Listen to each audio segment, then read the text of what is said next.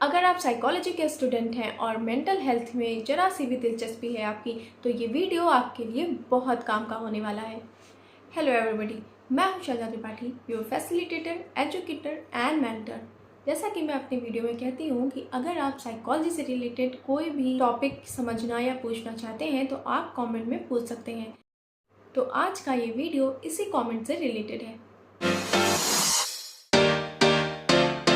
आज हम बात करने जा रहे हैं एक ऐसे किताब के बारे में जो साइकोलॉजी में और मनोचिकित्सा में दोनों के लिए बेहद ज़रूरी है, और वो है DSM-5 diagnostic and statistical manual of mental disorder 5th addition.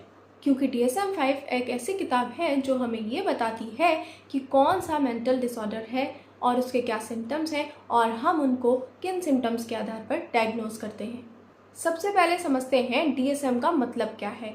Diagnostic and statistical manual of mental health इसका पूरा नाम है, और ये हमें मानसिक विकारों को पहचानने में मदद करती है।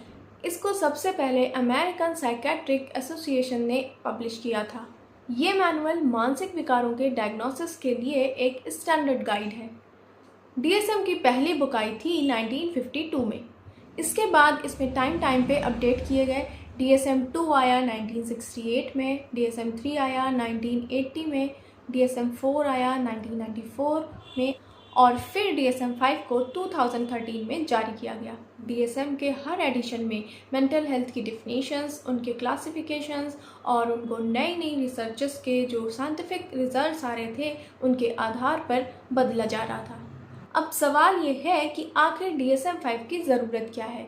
एक्चुअली हर इंसान में मानसिक विकार के जो सिम्टम्स होते हैं, जो लक्षण होते हैं, वो अलग अलग होते हैं। किसी को चिंता ज़्यादा होती है तो किसी को मूड स्विंग्स ज़्यादा होते हैं, और किसी को तो हकीकत से जुड़ने में इतनी मुश्किल होती है, इतना डर महसूस होता है कि वो अपनी असल ज़िंदगी से ही दूर हो जाते हैं।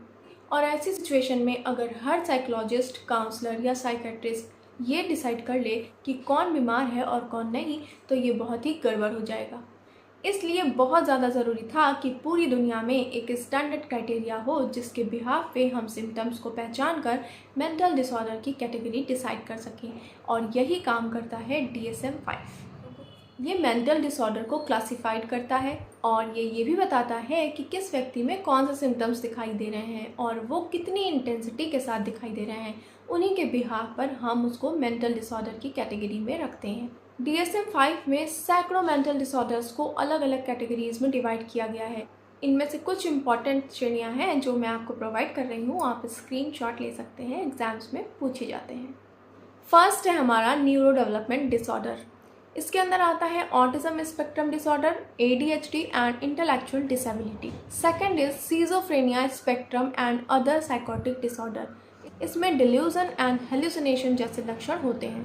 Third is bipolar related disorder, जहाँ पर मूड कभी बहुत हाई और कभी बहुत लो होता है।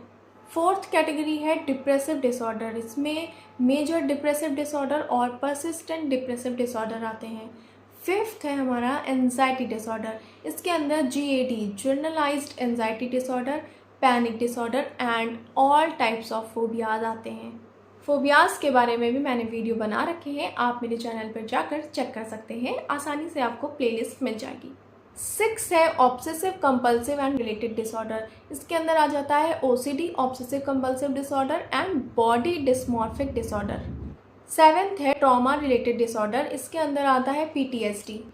8th is personality disorder. इसके अंदर आता है borderline, narcissist, anti social personality disorders. 9th है फीडिंग एंड ईटिंग डिसऑर्डर। इसमें 2 आते हैं, anorexia nervosa and bulimia nervosa.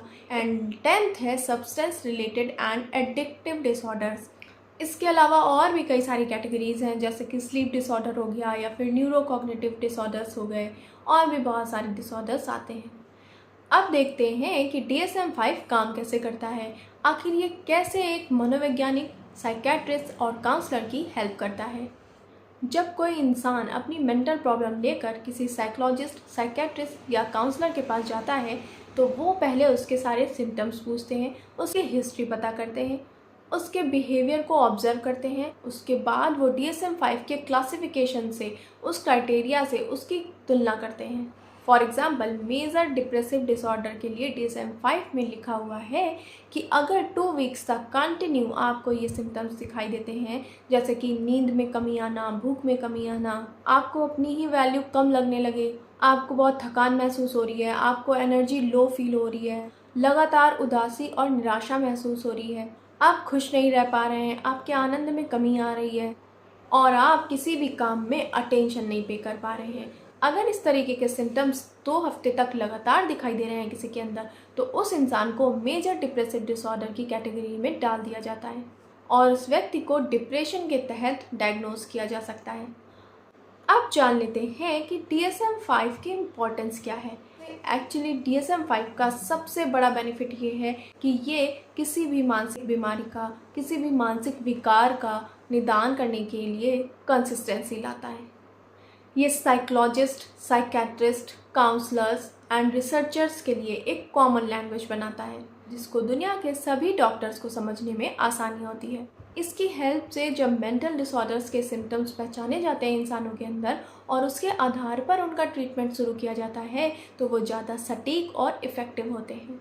और एक स्टैंडर्ड क्राइटेरिया होने की वजह से हम पूरी दुनिया में किसी भी कंट्री के पेशेंट्स की एक दूसरे के साथ कंपैरिजन करके स्टडी या रिसर्च कर सकते हैं। हालांकि ऐसा कुछ भी नहीं है कि दुनिया भर में DSM-5 बुक को बहुत ही अच्छा माना जाता है। कुछ स्पेशलिस्ट हैं जिनका दावा है कि ये बहुत ज़्यादा लेबलिंग करता है, मतलब कि सिंपल से बिहेवियर को भी डिसऑर्डर की कैटेगरी में डाल देता है। और कुछ स्पेशलिस्ट का ये कहना है कि ये सिम्टम्स पर ज़्यादा फोकस करता है, उसके रीजंस नहीं बताता है, वो किस वजह से हो रहा है उसके कॉजेज़ नहीं बताता है। ये किताब मेंटल डिसऑर्डर के सिम्टम्स को सिर्फ डायग्नोज करने में हेल्प करती है, उनके कॉजेज़ नहीं बता पाती है। फिर भी DSM-5 आज भी वैलिड और व्यापक तरीके से इस्तेमाल किया जा रहा है क्योंकि ये बुक ईजी लैंग्वेज में लिखी गई है और काफ़ी प्रैक्टिकल है। इन शॉर्ट अगर मैं कहूँ तो DSM-5 एक ऐसी गाइड है जो कि हमें मेंटल डिसऑर्डर्स के बारे में साइंटिफिक और सिस्टमैटिक तरीके से बताती है, उनको समझने में हेल्प करती है। ये बुक सिर्फ साइकेट्रिस्ट और साइकोलॉजिस्ट के लिए नहीं है, इसको आप भी अपने इंटरेस्ट के अकॉर्डिंग मेंटल हेल्थ को ज़्यादा डीप में जानने के लिए पढ़ सकते हैं। तो नेक्स्ट टाइम अब जब आप DSM-5 का नाम सुनिएगा तो कंफ्यूज होने की ज़रूरत नहीं है। याद रखिएगा कि इस किताब का ये काम है कि वो मेंटल डिसऑर्डर्स के सिम्टम्स को पहचानने में, समझने में आपकी हेल्प करती है, जिसकी वजह से हम उस व्यक्ति का सही इलाज कर पाते हैं और उसकी मेंटल हेल्थ को सुधारने में उसकी हेल्प कर पाते हैं। Another most important thing is कि सिजोफ्रेनिया की कैटेगरीज को हटा दिया गया है। DSM-5 जो 2013 में आया उसमें एक संशोधन हुआ है, आई थिंक 2024 में हुआ शायद, तो उसमें उन्होंने सिजोफ्रेनिया की कैटेगरीज को हटा दिया है। इस बात को ध्यान रखिएगा, एग्ज़ाम में क्वेश्चंस में पूछा जाता है। और अगर आपको ये वीडियो पसंद आया है तो वीडियो को लाइक करिए, शेयर करिए और मनोविज्ञान के टॉपिक को जानने के लिए मेरे चैनल को सब्सक्राइब करिए। और हाँ, नेक्स्ट टॉपिक आप जो भी पढ़ना चाहते हैं मुझसे कमेंट बॉक्स में पूछ सकते हैं। जय हिंद, जय भारत।